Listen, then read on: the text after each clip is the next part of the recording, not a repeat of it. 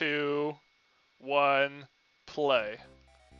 So, hello and welcome to Let's Play Shining Force Part 5, and I have a special guest with me this time. It's my brother. Hey. So, you have also played Shining Force. Just, can you run through, like, when you My played it and what versions you experience. played? Yeah. Yeah, so I mean, I started with the same versions you did on the Genesis, computer game disc, and I can't remember how many times I actually finished this version. The one I'm more familiar with is the GBA Resurrection of the Dark Dragon version. That one, we owned it for the GBA, and Yep. then I got it on my computer. Last time I played it was probably about a year ago, but played it a good couple of times. I really enjoy this game.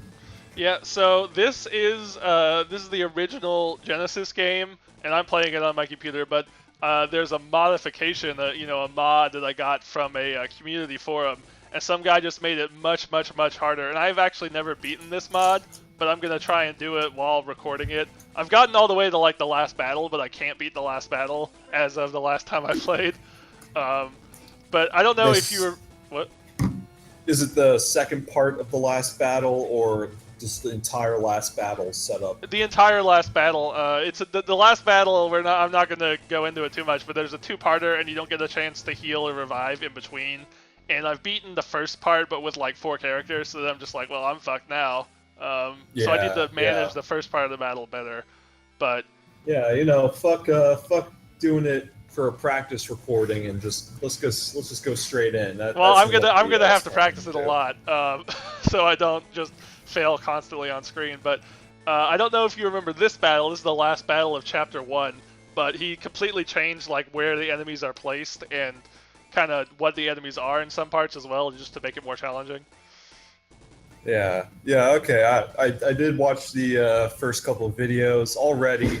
That was something that Yeah. I noticed even as a kid was how really, really easy this game was, especially the GBA version. Because your Yes. character, have you gotten into your character's the magic he gets that's not in this game and that kind of thing?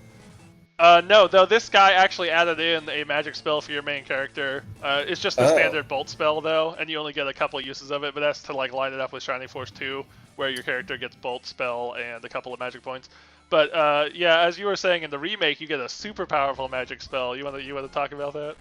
yeah, I think it's called Supernova, and there are 4 levels to it, like the 4 levels of Blaze and all that. But it's a one target attack, and I forget it's at a certain level. Your character will get level 12. He'll get the first level, then maybe 20, something like that. He gets the second, and yeah, like I said, it's a single target spell, extremely powerful. And that's just one way that the GBA version made this game so much more easier. Yeah, the But other no, this will way. be interesting to see him adding Bolt into this version. What happens Yeah. here?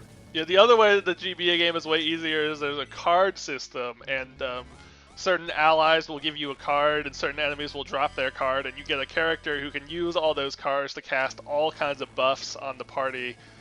You can do stuff like make them immune to magic, increase their defense. He's basically just a support character that doesn't super exist in base Shining Force. You get a couple of support spells, but there's no dedicated supporting character. Like the healer, I think Lao will get the quick spell later on, and that just makes you a little bit faster. But there's no like dedicated support character, and in the remake there is. And the first time that you start a new game plus, it's theoretically harder, but you also get the card using character before the first battle, and it just makes it ridiculously easy. Yeah, so to go into that a little bit more, I guess we can start talking about the changes now a little bit. So there's you get 3 more characters in the GBA version. There is a kind of almost a Gong-like person in that she is a magic user, a healer who can also buff you. She's got a mace for a weapon, Yep. and she can do a little bit of damage at the very beginning, but quickly she's doing barely any kind of damage. I think she's Um, a lot better than Gong. oh no, yeah, Gong's terrible, but Gong her sucks. name's Sorry, her, Gong. the, her name's Narsha, and she's the only healer I use when I play the game because again it's really easy. Don't need a lot of healing, and she has 4 spells. The first one is Aura, which I guess we'll come and see that. Yeah, It's I haven't gotten the basically character with Aura yet. Yeah, it's a much better healing spell, and then she's got 3 buff spells, to buff your player. Yeah, I buff your forgot, but characters. that's another thing that makes the remake much easier. Is you basically there's 3 new characters, and 2 of them are really good at buffing the party, and that just makes it much easier to play the game. Yeah, the third character is just a normal attacker, although he's got a special quirk. What is he exactly? Like, what is that character? I don't know what his backstory is. He's some kind of bug. And he's his like shell a bug breaks, assassin. Yeah, he's like a bug assassin. It's weird, but he has a special ability where he takes enough damage and his shell will break, and he just like gets double movement, double speed, and double attack as long as he is at low health. Yeah, it's just another way that the GBA version is so much easier. He's really OP in that, like, yeah, you've got the downside that he's at low health, but the guy moves quicker than any enemy will. He's got a pretty decent attack that gets doubled. All that. It's just, those 3 characters are they don't single-handedly break the game, but they just add a whole lot, especially that card guy. And we can go into it a little more in the epilogue of the chapter where we get introduced to them. But no, he is. I've done playthroughs where it's just him and the hero character because he just buffs the hero enough. Really? And the hero single-handedly, swings through every single battle, getting the clear bonus every single time. I've never done one of those. Is it really that easy that you get all the clear bonuses? You have to beat the battle in a certain amount of turns. You can still do that with like 2 characters. Oh, believe me, it's on. I do it on. It's New Game Plus or New Game Plus Plus. I forget which one. I think it's just New Game Plus. But you get these cards where you can grant the character the ability to fly. You can add 1 or 2 spaces to their attack range, and then the really game-breaking part is the card. One of the options to use with the card is called Move, and that gives your character 2 moves for every turn. So, you slap him with the ability to fly over a mountain, you make him move twice, and that battle where you had to get from the Gate of the Ancients back to Guardiania. Just flying breaks that one open. You just fly straight over that mountain, and you're done in a move or 2 if you really want to skip over killing all the enemies. It makes the game slightly harder, but it's pretty relative when I say harder. So yeah, I've been considering trying to play the remake, but it's so easy. Like, maybe I play the base one before the New Game Plus, so you don't get Moloch until later. But it's still ridiculously easy, so I don't know. No, yeah, I mean, I think I never heard about this this version of the game where it's harder, and I think, heck, just try this one out instead. The cards, they're fun, but if it breaks the game, it kind of gets rid of any kind of challenge. They add a little bit of plot, but I don't know. I guess it'll depend on how I feel if I want to ever play that as well. Maybe I'll take a break so it'll be fresh. But yeah, well, do you want to go over the plot as it would come up in the GBA version while we go through this? Yeah, we'll do that. And then if I never do it, we've still covered it.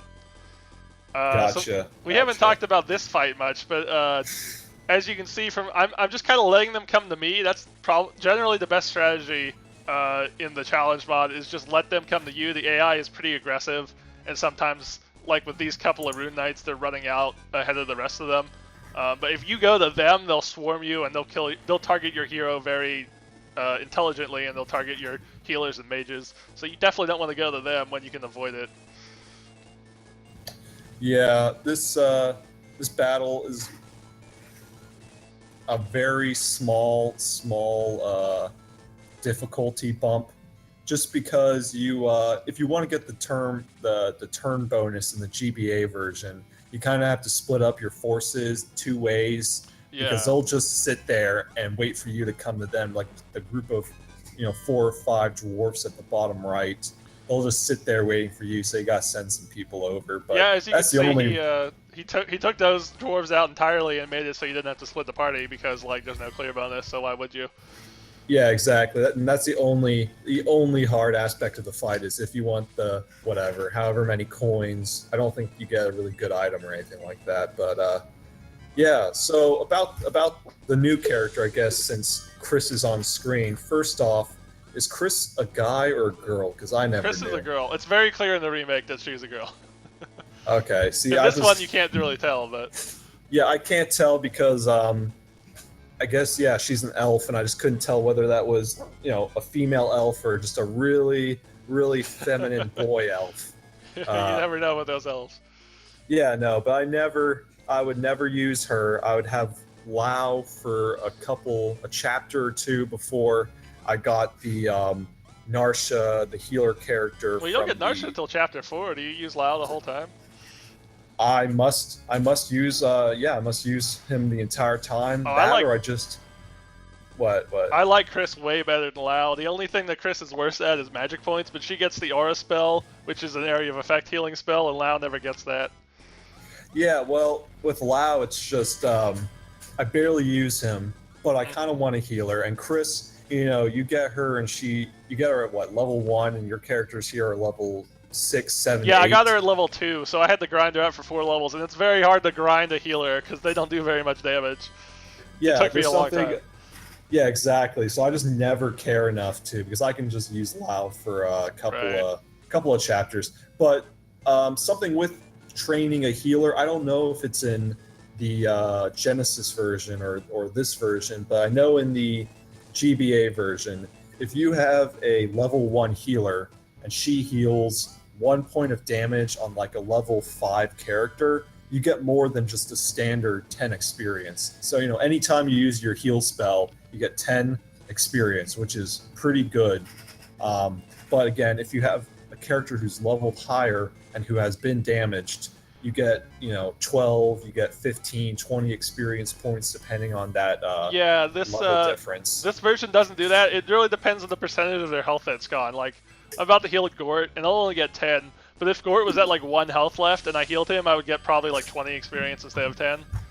Okay, well then there's a whole other way that you make that the GBA version is a lot easier. Because again, that Narsha character, I only use her for healing, and I get her to the level max by the end of the game, level 99, just on using auras. There's something else.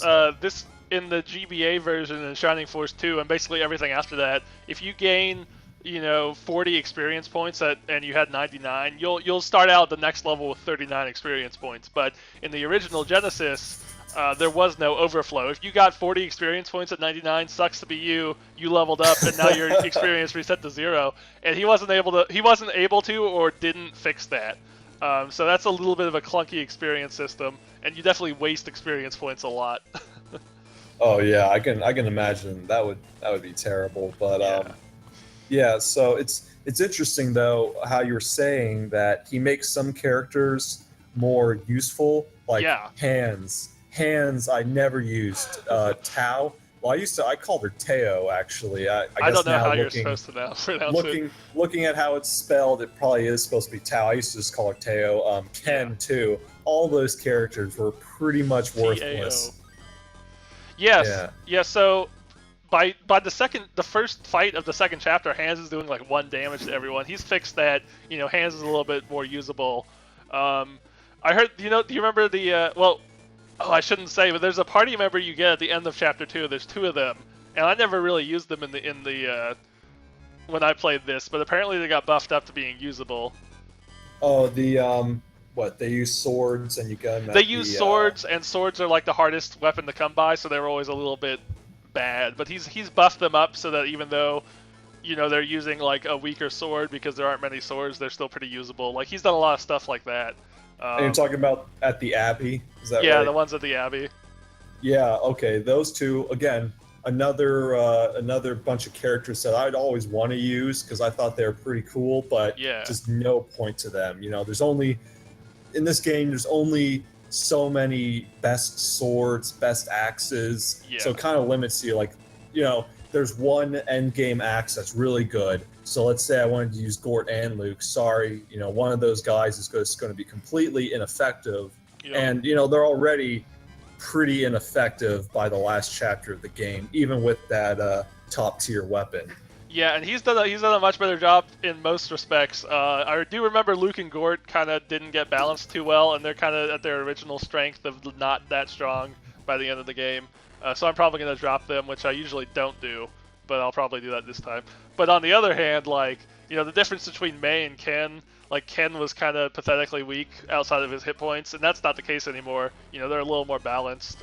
She has a lot more hit points, as you'll probably notice the next time it's her turn. She has a lot more hit points than she normally does, and Ken has a lot more defense than he normally does. It's kind of they're more similar.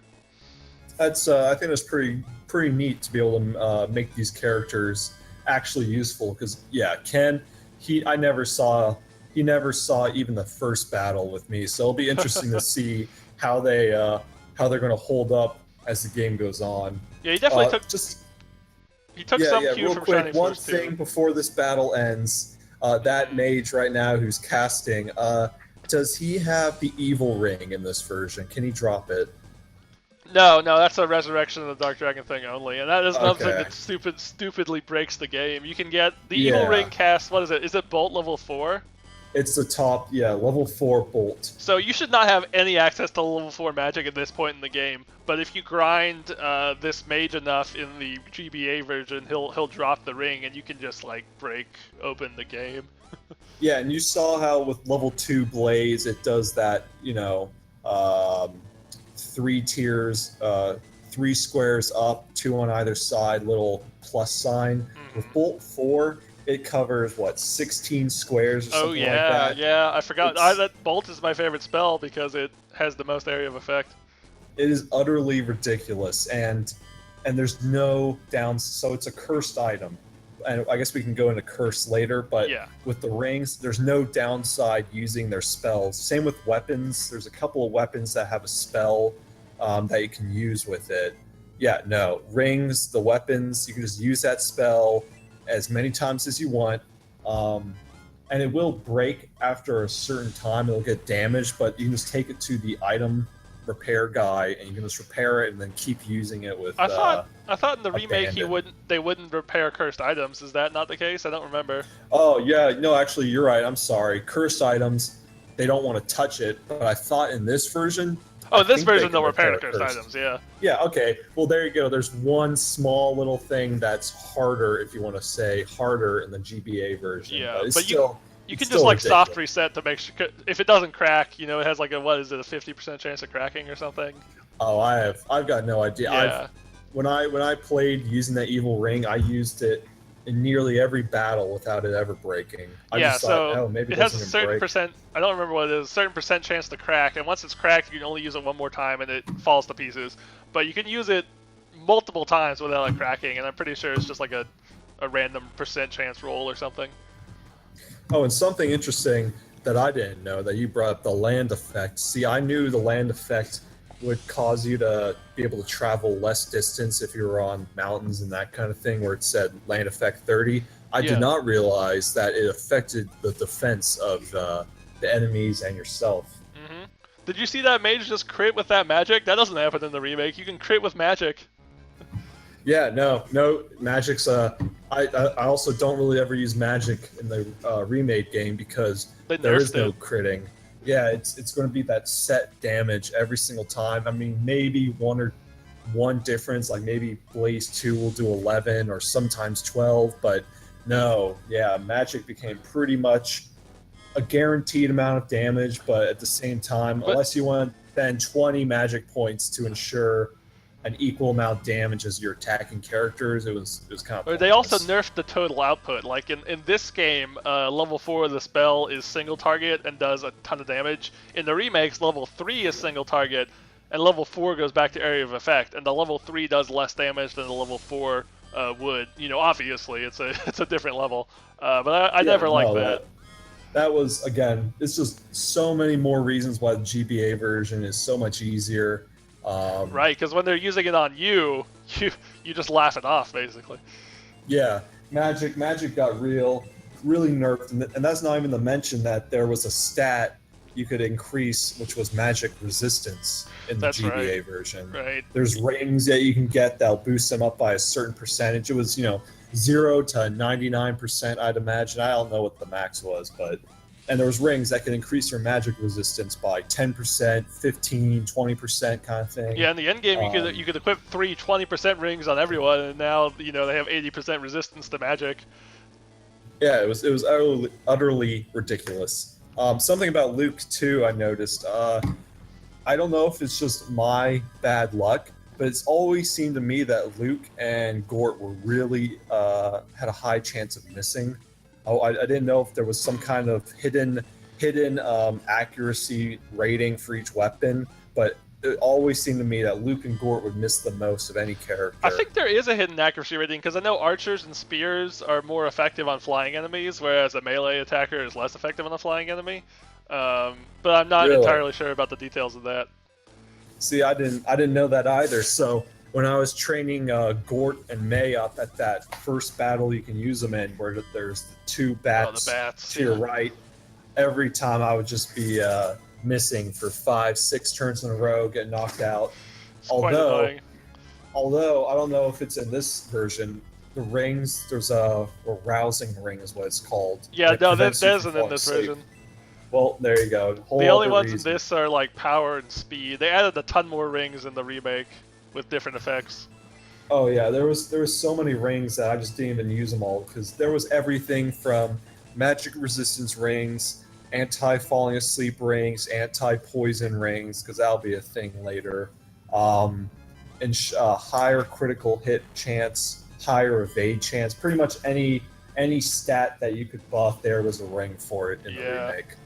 But oh, look at that! Looks like we won the battle. Like we won. It was a lot tougher than it would have been, but it still wasn't that bad. There are worse fights coming up. That one wasn't too bad. No. So what? So now we're just allowed to run around the town. What's going on here? We were just fighting, and now there's a bunch of people. Well, we drove the Runefastian. We drove the Runefast guys away, and now everything's back to normal. Hooray! Go us. Yeah, I wonder how the king's gonna feel about that one. Yeah, the king totally betrayed us, and we beat up the Runefast guys for us. And I forgot to mention this, but did I mention it in the last part? How Kain is like the worst possible bad guy. He's doing like all the bad guy cliches. Oh yeah. He ran off for a second time when he could have easily killed us. Has he had a chance to actually take us out? And this is the second time in Chapter 1 that he's totally been able to have a chance to take us out, and he just didn't. Been called away. Yeah, he is. He's a pretty cool looking villain, and when you eventually fight him, it's an awesome fight. But up until then, he's just kind of really ineffective. One of the things that they do is they flesh out the bad guys a little more in the remake. Jack mentioned epilogues. Shit. Whatever. You mentioned epilogues, and they're playable, and you get a couple new characters. But the other thing the epilogue will do is check in on the bad guys of the moment. I know in like Chapter 4, you check in on Kain and a couple of the other bad guys, and they're like, "Oh, let's talk about their evil plan," and go into a little more detail about it. Yeah. Okay. Thanks. One off. Thanks for just throwing my name out there. Second, yeah, you got a lot more of the backstory of the characters, I believe. There might be some epilogue where we see, I know the 3 characters who join us later, that's where they really shine for the first 4 chapters. They are doing their own thing. And the bad guys, I don't know if you'll see them in this game, but you get to see all the bad guys, even ones we haven't seen yet, talking to each other. Yeah, there's 3 new fights, and then every chapter has a cutscene after it, except for like I think 6 maybe. But we're almost done with this video. Did you notice that I said I didn't forgive the king, and then it just didn't let me progress? I had to forgive him. Yeah, I wouldn't if I was your character, but oh fuck that, we gotta do it anyway. So at this point in the remake, we would be introduced to the 3 new characters, and there'd be an extra fight, but that doesn't exist yet. So all we do is save in between, and this video is about to end, but in the next one we'll be starting Chapter 2, and we'll have a lot more to talk about. So, all right. yeah, it looks like we're gonna cut it off here. I'm gonna stop the recording right now.